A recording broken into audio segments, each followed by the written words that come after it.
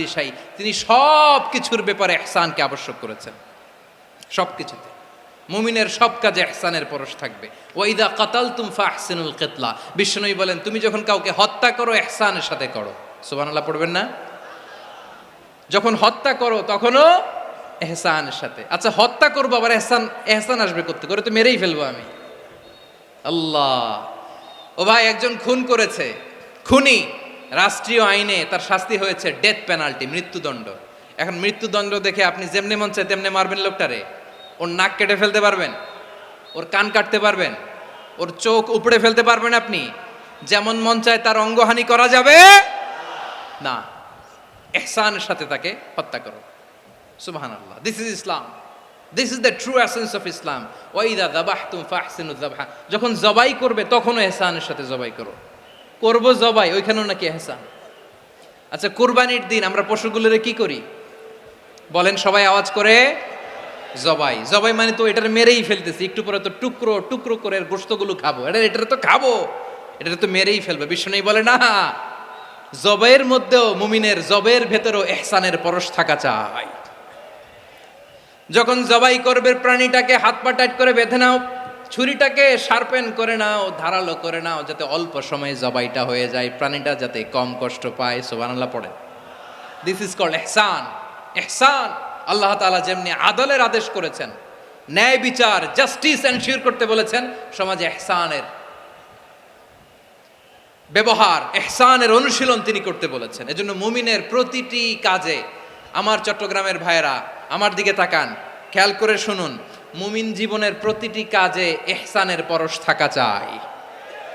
আমরা যেন আমাদের পরিবারের প্রতি ইহসান করি, আমরা যেন আমাদের কর্মচারীদের প্রতি ইহসান করি, আমরা যেন আমাদের কলিগদের প্রতি ইহসান করি, আমরা যেন আমাদের ভাইদের প্রতি ইহসান করি।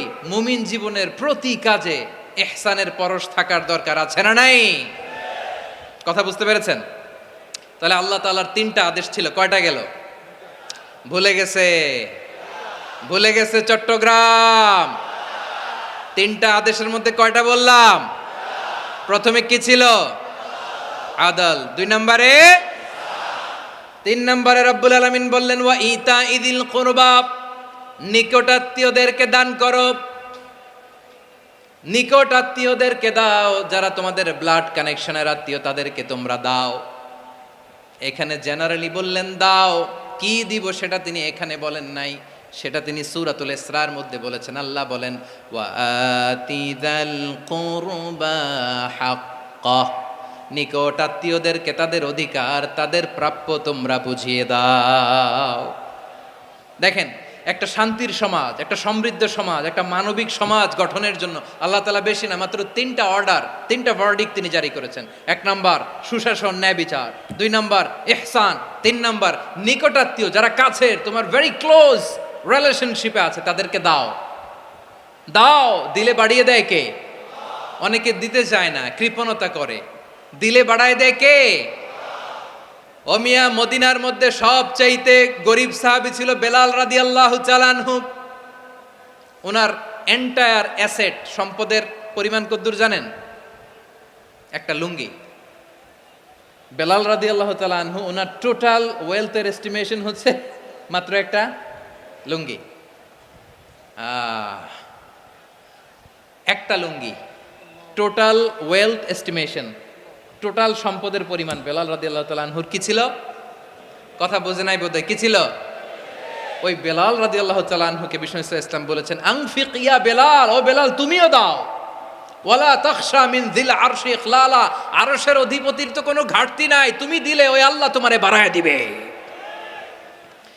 এজন্য আমার প্রিয় ভাইয়েরা, দিলে কমে না, দিলে বাড়ে। অনেকে ধরে রাখে, নতুন কিছু নিতে পারে না, হাত দিয়ে যেটা ধরে রেখেছেন এটা দিয়ে দেন, বড় একটা ধরার সুযোগ পাবেন। জোরে বলেন ঠিক কিনা? ধরেন 5 কেজি ওজনের একটা ধরে রাখছেন, এখন 10, এটা না ছাড়লে 10 কেজি ধরতে পারবেন আপনি?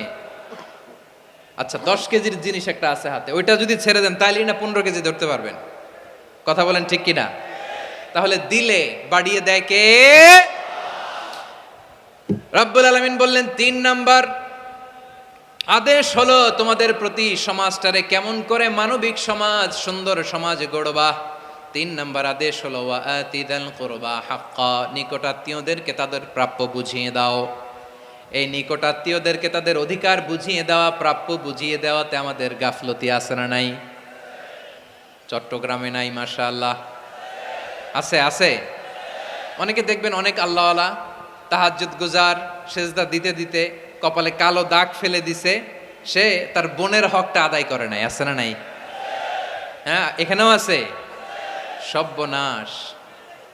অনেক বড় হাজী সাহেব, বিশাল লম্বা দাড়ি, ছেলেরে সব দিয়ে দিছে, মেয়েরে কিছু দেয় নাই, মেয়ের হক আদায় করে নাই।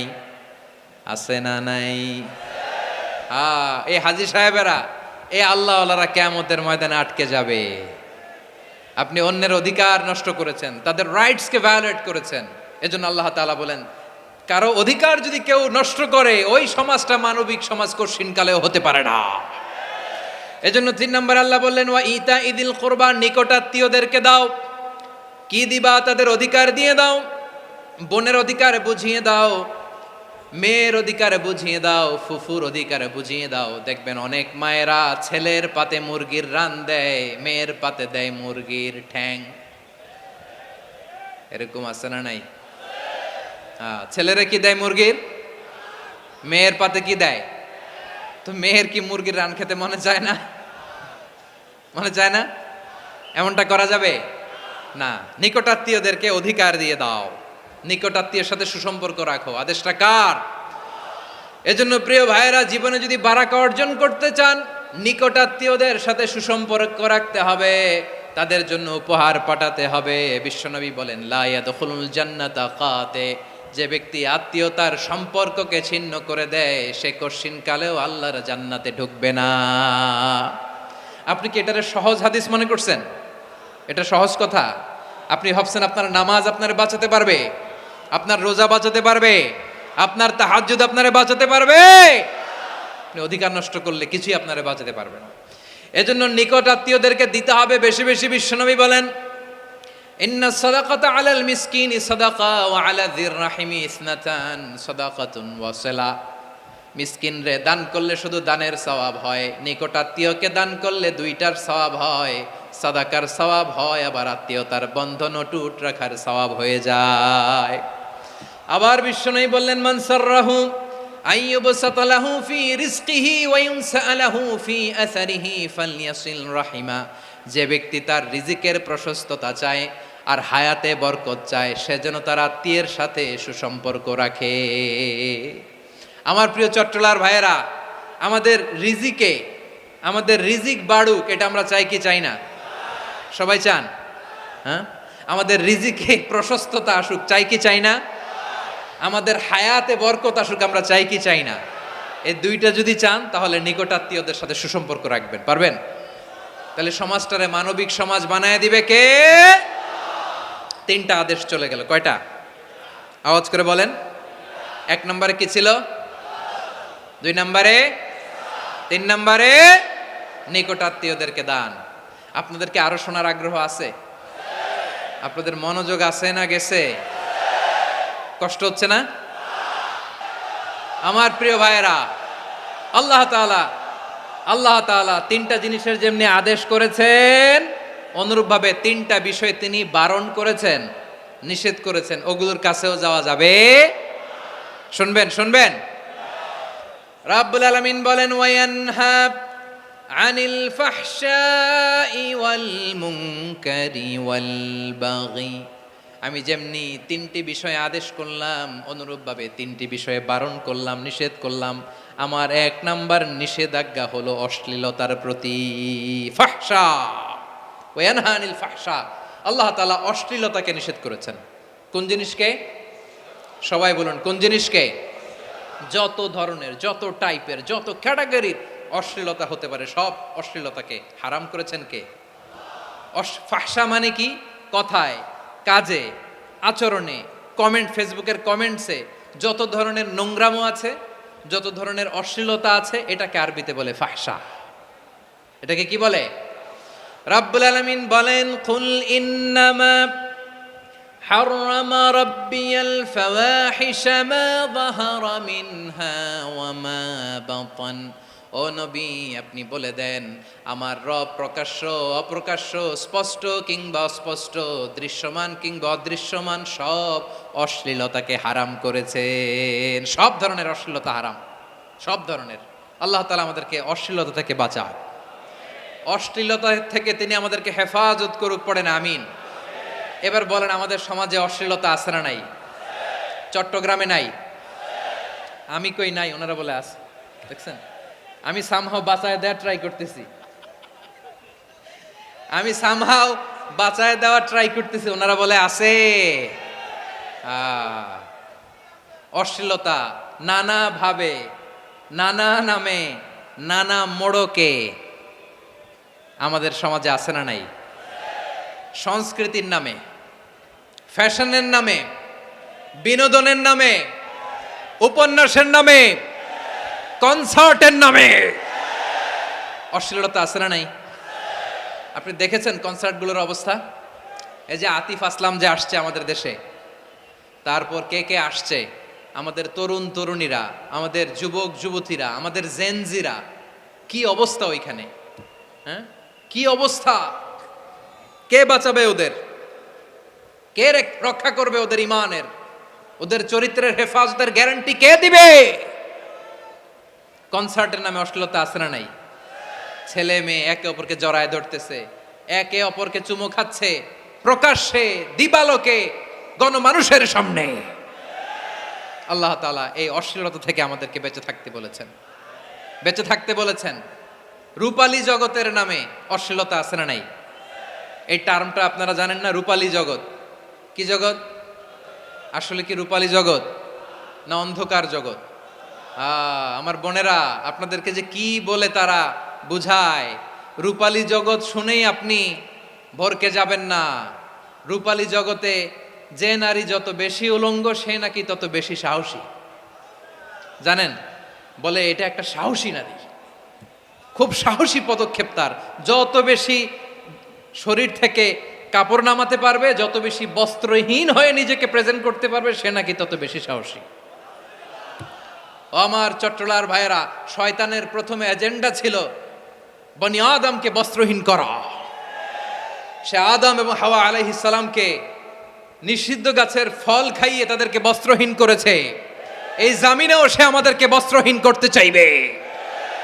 এই রূপালী জগতের নামে তারা এটা করে। আমার প্রিয় বোনেরা, আপনি জানেন না আপনার দাম কত? ওরা আপনাদেরকে বিজ্ঞাপনের সস্তা পণ্য বানাতে চায়।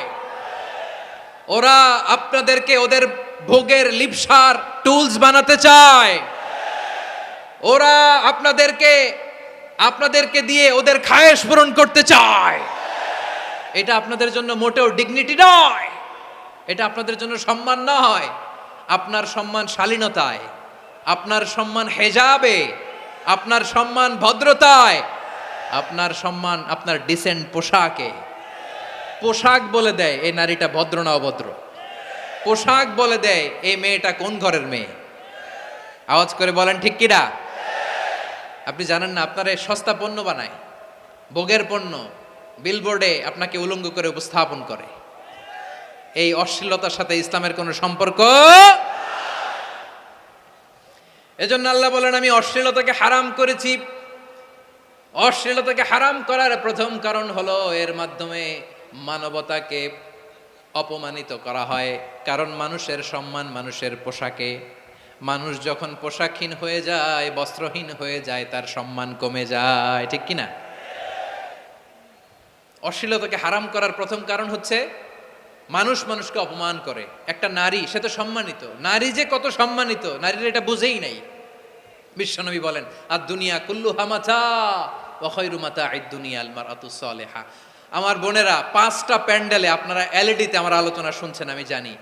আপনাদের এই গর্ভ যে কত দামি আপনি জানেন না। আপনার পেট থেকেই আসবে আগামী দিনের সালাহুদ্দিন আল আইয়ুবী। আপনার পেট থেকেই আসবে অনাগত দিনের ইমাম মাহদী আল মুনতাজার। আপনার পেট থেকেই আসবে অনাগত দিনের ফয়সাল, ওয়াসিম, মুগ্ধ, আবু সাইদের মতো বীর যোদ্ধা।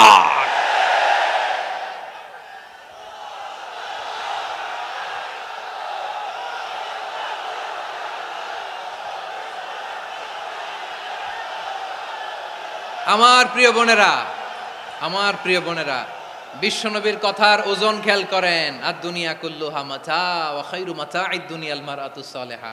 দুনিয়ার সবকিছুই অ্যাসেট, এর মধ্যে সবচেয়ে দামি অ্যাসেট নেককার নারী। আপনার গর্ভ যে কত দামি আপনি জানেন না। নিজের সময়টাকে কাজে লাগান, কোরআন পড়েন, সুন্নাহ পড়েন। আপনার অনেক দায়িত্ব ঘরে। You are the MD of your family. একটা family it's a very big institution. পরিবার একটা অনেক বড় প্রতিষ্ঠান। And you are the MD of your institution. আপনি এই পরিবারের MD, managing director of your family. এখানে আপনার কত দায়িত্ব। আপনি ছেলেমেয়েদেরকে তারবিয়া করবেন, আপনি আপনার স্বামীর জন্য ঘরটারে জান্নাতের নীর বানাবেন, আপনার জন্য জান্নাতের ডুপ্লেক্স বাড়ি ওইখানে তৈরি করে রাখবে কে? আপনি যে কত দামি আপনি জানেন না। নারীদেরকে আল্লাহ বানিয়েছেন উচ্চতর করে, নিম্নতর নয়। নারীদেরকে ছোট্ট জিনিস দিলে এটারে বড় করে দেয়। নারীদেরকে ভ্রূণ দিলে, শুক্রাণু দিলে নারী এটারে বাচ্চা হিসেবে উপহার দেয়, ঠিক কিনা? বিয়ের মাধ্যমে স্বামী যখন তার শুক্রাণু তার স্ত্রীকে উপহার দেয়, স্ত্রী রিটার্নে কি উপহার দেয়? ফুল ফর্ম বেবি, মানব সন্তান। দেখছেন, আপনি দিলেন একটুক, উনি দিছে বিশাল। আপনি যদি নারীকে বাজার এনে দেন, নারী এটাকে সুস্বাদু খাবারে রূপান্তর করে দেয়। আপনি তাকে একটা মুচকি হাসি দিয়ে দেন, সে তার কলিজা দিয়ে দেয়। কিন্তু যদি আপনি তার মনে কষ্ট দেন, সে আপনার জীবনকে জাহান্নাম বানায়া দেয়। খবর আছে, নারীর মন বুঝতে পারলে নেয়ামত, বুঝতে না পারলে কিয়ামত। ঠিক কিনা বলেন? আমার প্রিয় বোনেরা, আপনি যে কত দামি আপনি জানেন না। জানেন না আপনি কত দামি, অনেক দামি আপনি। আপনাদেরকে যেন ভোগের সস্তা পণ্য বানাতে না পারে, আপনাদেরকে সচেতন থাকতে হবে, সজাগ থাকতে হবে, কনসার্ন থাকতে হবে। শয়তানের ওই হাতছানির দিকে আর নজর দেওয়া যাবে না। তাহলে কেন আল্লাহ তাআলা এই ফাহশা অশ্লীলতাকে হারাম করলেন? এক নাম্বার, এতে হিউম্যান ডিগনিটি কমে। দুই নাম্বার, এতে মানুষের অধিকার নষ্ট হয়। আপনি বিয়ে করেছেন এরে, পরকিয়া করেন ওর সাথে, এরকম আছে না নাই? স্ত্রীর অধিকার নষ্ট করেছেন। আপনি বিবাহ সম্পর্কে আবদ্ধ হয়েছেন তার সাথে, আপনি পরকিয়া করেন ওই ছেলের সাথে, আপনি আপনার হাজবেন্ডের সাথে বিট্রে করেছেন। এজন্য আল্লাহ অশ্লীলতাকে হারাম করেছেন। অশ্লীলতাকে হারাম করার আরেকটা কারণ হচ্ছে আল্লাহ তাআলা এই হিউম্যান জেনারেশনকে এটাকে প্রিজার্ভ করতে চায়। হিফজুন নাসল, এটা মাকাসিদুশ শরিয়ার অনেক গুরুত্বপূর্ণ একটা মাকাসিদ, অনেক গুরুত্বপূর্ণ। আপনার নাসল, আপনার জেনারেশনকে সংরক্ষণ করা। এই যে আসতেছে ফেব্রুয়ারি, কত ফেব্রুয়ারি জানো? এটা কি বিশ্ব ভালোবাসা দিবস? হ্যাঁ, কি দিবস? এই বিশ্ব ভালোবাসা দিবসের সাথে মুসলমানদের কোনো সম্পর্ক নাই। আমার প্রিয় ভাইরা, এই যে আপনি অবৈধ সম্পর্কে জড়ালেন, কেন আল্লাহ অশ্লীলতাকে হারাম করেছে দেখেন। বলতেছিলাম যে এটা আপনার নাসল, আপনার জেনারেশন, আপনার লিনিয়েজ, আপনার বংশকে প্রিজার্ভ করা। কে কার বাবা, কে কার মা, বাবা মা জানা, প্রজন্মকে প্রিজার্ভ করা, এটা ইসলাম ওয়াজিব করে দিয়েছে। এই যে অবৈধ সম্পর্কের কারণে, বিশ্ব বেহায়া দিবসের কারণে, এগুলোর আউটকাম, আউটপুট হিসেবে মাঝে মাঝেই ঢাকা মেডিকেলের ডাস্টবিনে নবজাতকের বাচ্চার কান্নার আওয়াজ শুনতে পাওয়া যায়। চট্টগ্রাম মেডিকেলের ডাস্টবিনে নবজাতকের কান্না শুনতে পাওয়া যায়। বীর চট্টলার মুসলমানেরা বুঝতে পারলে আওয়াজ করে বলেন, এই যে চট্টগ্রাম মেডিকেলে যে নবজাতকটা পাওয়া গেল, ওর বাবাকে আমাকে বলেন, ওর বাবাকে, ওর মাকে, ও কোন ফ্যামিলির সন্তান কেউ জানে? আপনি হিউম্যান ডিগনিটিকে অপমান করেছেন না? আপনি তার ভবিষ্যৎকে অন্ধকার করেছেন না? আপনি তার লিনিয়েজকে প্রশ্নবিদ্ধ করে দিয়েছেন না? এই জন্য আল্লাহ তাআলা অশ্লীলতাকে আমাদের জন্য হারাম করে দিয়েছেন। পড়েন সুবহানাল্লাহ। এই জন্য রাব্বুল আলামিন বলেন, কুল ইন্নামা হাররামা রাব্বিয়াল ফাওয়াহিশা মা যাহারা মিনহা ওয়া মা বাতান। প্রকাশ্য অপ্রকাশ্য সব অশ্লীলতাকে হারাম ঘোষণা করে দিয়েছে কে? আবার দুনিয়ার বুকে যারা অশ্লীলতার প্রসার করে তাদের জন্য শাস্তি মজুদ রেখেছে কে? রব্বুল আলামিন বলেন, ইন্নাল্লাযীনা ইউহিব্বুনা আন তাশিআল ফাহিশাতু ফিল্লাযীনা আমানু লাহুম আযাবুন আলীমুন ফিদ দুনিয়া ওয়াল আখিরাতি ওয়াল্লাহু ইয়ালামু ওয়া আনতুম লা তা'লামুন। নিশ্চয়ই যারা বিশ্বাসীদের মাঝে অশ্লীলতার প্রচার প্রসার করতে চায় তাদের জন্য আমি মর্মন্তুদ শাস্তি প্রস্তুত করে রেখেছি, দুনিয়াতেও রেখেছি, আখিরাতেও রেখেছি। ঘোষণাটা কার?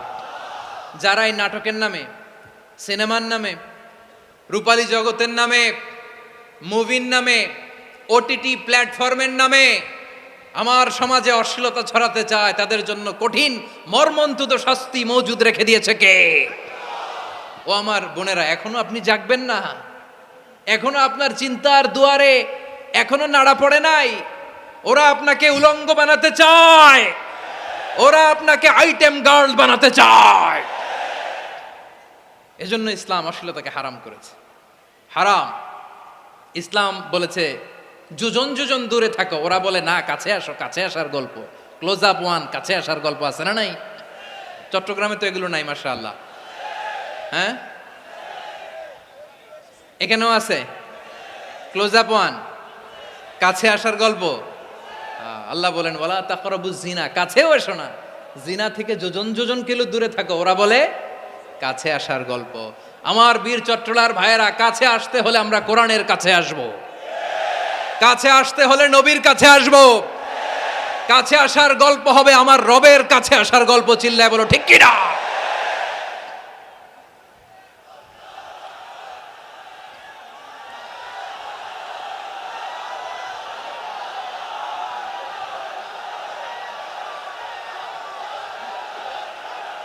বসুন বসুন আমার ভাইয়েরা।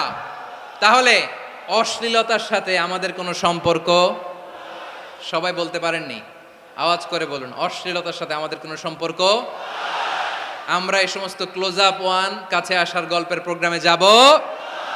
আমরা কোন ধরনের অশ্লীল কন্টেন্ট সোশ্যাল মিডিয়ায়, টিভিতে দেখব? কি যুগ যে আমরা কাটাচ্ছি আপনি কল্পনা করতে পারবেন না। পর্ন ইন্ডাস্ট্রি,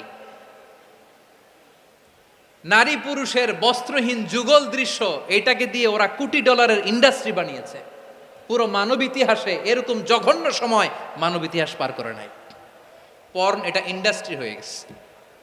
আমাদের এই যুবকগুলো, জেনজিগুলো, ওদের চরিত্র বাঁচাবে কি করে? কেমন করে হেফাজত করবে ওদের এই মূল্যবান চরিত্র? আমার প্রিয় ভাইরা, এই অশ্লীলতার দ্য লেটেস্ট ভার্সন হচ্ছে LGBTQ, শরীফ থেকে শরীফা। শুনছেন আপনারা? দেখতে পুরুষ, আসলেই পুরুষ, সুস্থ একজন পুরুষ, 4 সন্তানের বাবা, বলে আমি মনে মনে নারী। দেখতে নারী, সুস্থ নারী, আসলেই সে দিব্যি একজন নারী, বলে আমি মনে মনে পুরুষ। সবচেয়ে ভয়ঙ্কর অশ্লীলতার সবচাইতে লেটেস্ট ভার্সন হচ্ছে এই ট্রান্সজেন্ডারিজম। সুস্থ পুরুষ তার বায়োলজিক্যাল গ্রোথকে হরমোন দিয়ে স্টপ করে দিয়ে সে সার্জারি করে নারী হতে চায়, সুস্থ নারী পুরুষ হতে চায়। পুরুষ পুরুষের প্রতি সেক্সুয়ালি আকর্ষণ বোধ করে। এটা লূত আলাইহিস সালামের কওমের মধ্যে ছিল। এটাকেও আল্লাহ কোরআনে ফাহিশা বলেছেন। ওয়ালুতান ইয ক্বালা লিকাওমিহি আতাতুনাল ফাহিশাতা মা সাবাকাকুম বিহা মিন আহাদিম মিনাল আলামিন।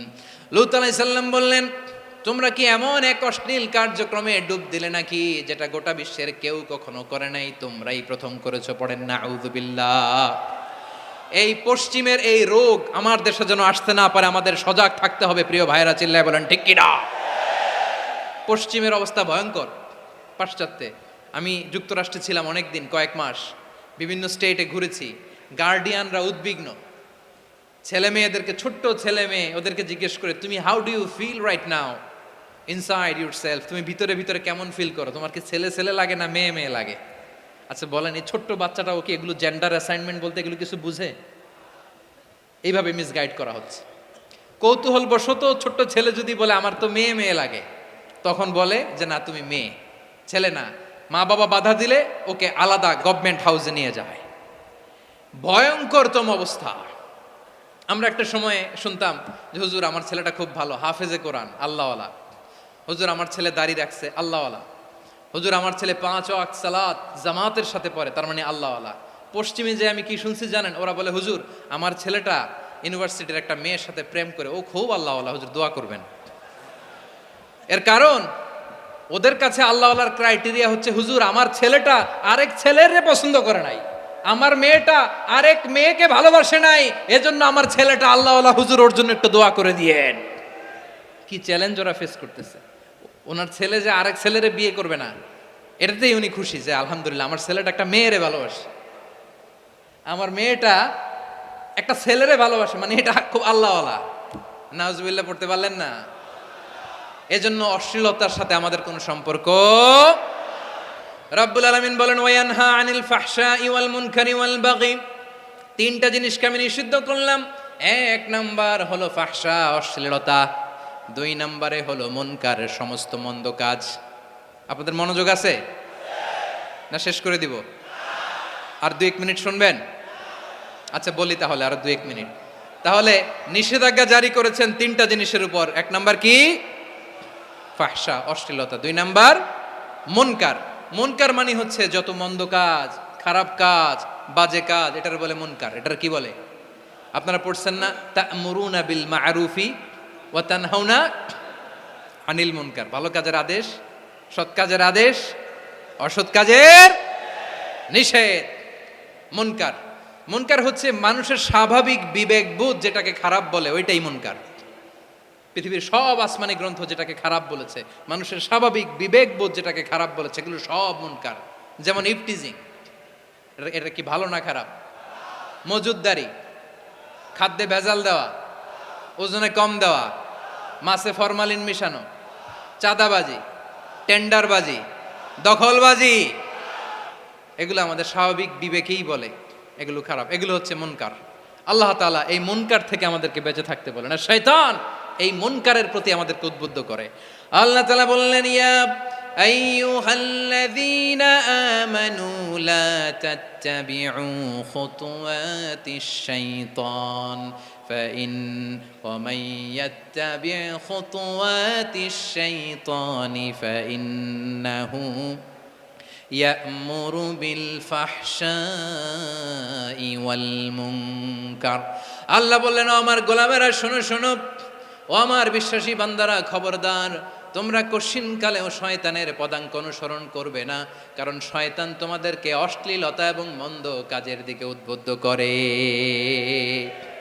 আমাদের কাজ হচ্ছে শয়তান আমাদেরকে যেদিকে নিতে চায় আমরা তার উল্টা দিকে যাব, ঠিক কিনা বলেন? শয়তান এই মন্দ কাজকে আমাদের কাছে বিউটিফাই করে, চাকচিক্যময় করে আমাদের সামনে উপস্থাপন করে। এজন্য আল্লাহ বলেন মুনকারকে থামাতে হবে, মুনকার প্রতিরোধ করতে হবে। মুনকার প্রতিরোধের দায়িত্ব শুধু আমাদের নাকি? শুধু আপনার খতিব সাহেবের, ইমাম সাহেবের, নাকি মুসলিম উম্মার সবার? আওয়াজ করে বলুন, মুনকার অসৎ কাজ প্রতিরোধের দায়িত্ব কার? রাব্বুল আলামিন বলেন কুনতুম খায়রা উম্মাতিন উখরিজাত লিন-নাসি তা'মুরুনা বিল মা'রুফি ওয়া তানহাউনা আনিল মুনকার। তোমাদেরকে শ্রেষ্ঠ জাতি করে জমিনের মধ্যে আবির্ভূত করা হয়েছে, যাতে করে তোমরা জমিনের ভেতরে সৎ কাজের আদেশ করতে পারো আর অসৎ কাজের নিষেধ করতে পারো। উম্মা কুনতুম খায়রা, তাহলে গোটা উম্মার দায়িত্ব, এটা বুঝতে পারছেন তো? আচ্ছা আরো নিচে আসেন।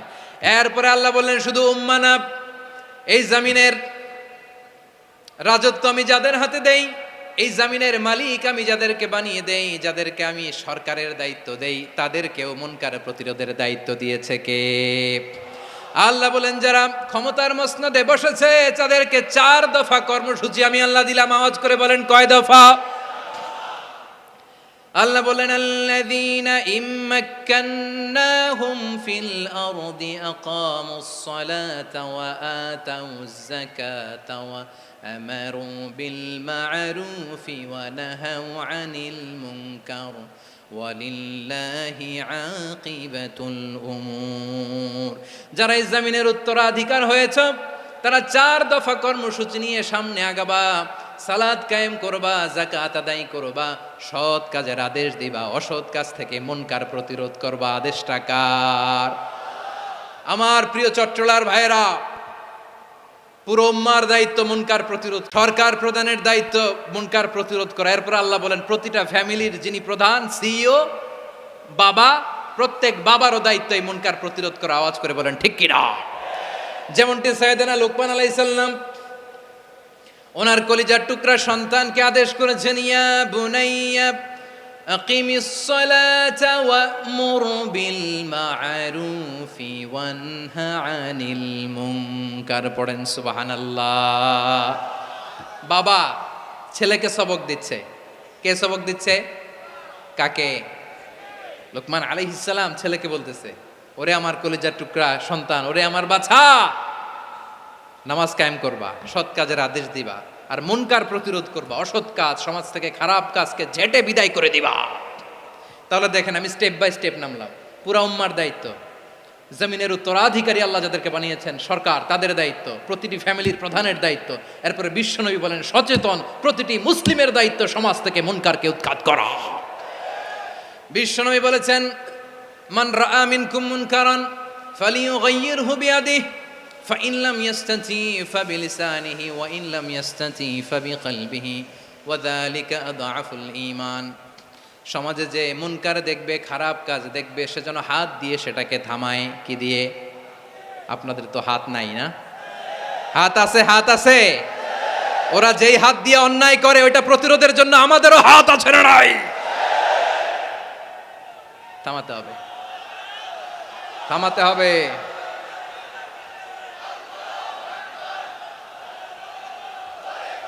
বসুন আমার প্রিয় ভাইয়েরা, ওরা ওদের যেই হাত দিয়ে টেন্ডারবাজি করে, চাঁদাবাজি করে, ইফটিজিং করে, দখলবাজি করে, যেই হাত দিয়ে, ওই মুনকার থামায় দেওয়ার জন্য আল্লাহর দেয়া আমাদেরও দুটি হাত আছে না নাই? আমাদেরও হাত আছে। থামাইতে হবে, থামাইতে হবে, হিম্মত করতে হবে। আমার প্রিয় ভাইরা, না থামালে আমরাই ডুববো শেষমেশ। আমাদের বাঁচার জন্য হইলেও থামাইতে হবে। রব্বুল আলামিন বলেন, ওয়াত্তাকু ফিতনাতাল লা তুসিবান্নাল্লাযীনা যালামু মিনকুম খাসসা। ও আমার গোলামেরা, ওই আযাবকে ভয় করো যে আযাব যখন আমি জমিনের বুকে পাঠাই শুধু জালেমদেরকেই মারি না, আলেমদেরকেও মারি। আযাব যখন আসে তখন শুধু জালিমই মরে না, আলেমও মরে। জানেন মুসা আলাইহিস সালামের পায়ে একবার একটা লাল পোকা কামড় দিয়েছে, লাল পিঁপড়া। লাল পিঁপড়া কামড় দিলে খুব আরাম লাগে না? কি লাগে? হ্যাঁ, জলে না? লাল একটা পিঁপড়া কামড় দিছে, তো উনি রেগে মেগে পাশি দেখে লাল পিঁপড়ার বাসা, পা দিয়ে ডলে মুছে সবগুলো পিঁপড়া মেরে ফেলছে। এই ঘটনাটা আল্লাহ ঘটিয়েছেন এজন্য। মুসা আলাইহিস সালাম ছিলেন কালিমুল্লাহ, সরাসরি আল্লাহর সাথে কথা বলতেন। তিনি আল্লাহকে জিজ্ঞেস করেছিলেন, আল্লাহ তুমি যখন কোনো জনপদে আযাব পাঠাও, শাস্তি দাও, ওখানকার শুধু জালেমরাই তো মরে না, ভালো মানুষগুলাও মরে, তো আযাব দিবা মুশরিকদের উপর দিবা, অবাধ্যদের উপর দিবা, ভালো মানুষগুলারে মারো কেন? আল্লাহ বললেন, মুসা তোমার যে কামড় দিছিল পায়ের মধ্যে পিঁপড়া, কয়টা পিঁপড়া? জোরে বলেন। একটা পিঁপড়া, তো সবগুলারে মারলা কেন? রেগে মেগে পুরো পিঁপড়ার বাসা ভেঙে মেসাকার করলা কেন? এই মুসা, আমি যখন অ্যাকশনে যাই, আমি যখন শাস্তি দেই, তখন এত বাস বিচার করা হয় না, বাস বিচার করা যায় না। যখন অ্যাকশনে যাওয়া হয় ওইটা ডাইরেক্ট অ্যাকশন হয়ে যায়। চিল্লায় বলো ঠিক কিনা? এজন্য আমাদের বাঁচার জন্য হলেও এই পাপ থামাতে হবে, এই শয়তানের অট্টহাসি থামাতে হবে, অন্যায় অপরাধ সমাজ থেকে আমাদের থামাতে হবে। কারণ আযাব আসলে ওরাও মরবে, আমরাও মরব। একটা জাহাজ 2 তলা, আপনি আছেন 2য় তলায়। শুনতেছেন? শুনতেছেন? জাহাজ কয় তলা? আপনি কোন তলায়? 2য় তলায়। নিচের তলার কিছু লোক জাহাজের তলা ছিদ্র করতে আরম্ভ করছে। কি ছিদ্র করতেছে? আচ্ছা, জাহাজের তলা ছিদ্র করলে তলা দিয়ে কি ঢুকে? এখন আপনি যদি বলেন আমার কি, আমি তো 2 তলায়, আমার কি, আমি তো সেফ, আমি ইন দ্য সেফ জোন, আমি তো ভালো আছি, আমি তো ভালো আছি, ওরা ছিদ্র করে ওরা মরবে। আসলে কি শুধু ওরা মরবে? নাকি তলা ফুটো হলে ভিতরে পানি ঢুকলে আপনারও সলিল সমাধি হবে? তলা দিয়ে যখন পানি ঢুকবে, জাহাজ ডুবলে আপনিও মরবেন। এজন্য নিজে মরার আগে ওই পাগলগুলোর নিচতলায় যে থামাতে হবে, চিল্লায় বলেন ঠিক কিনা?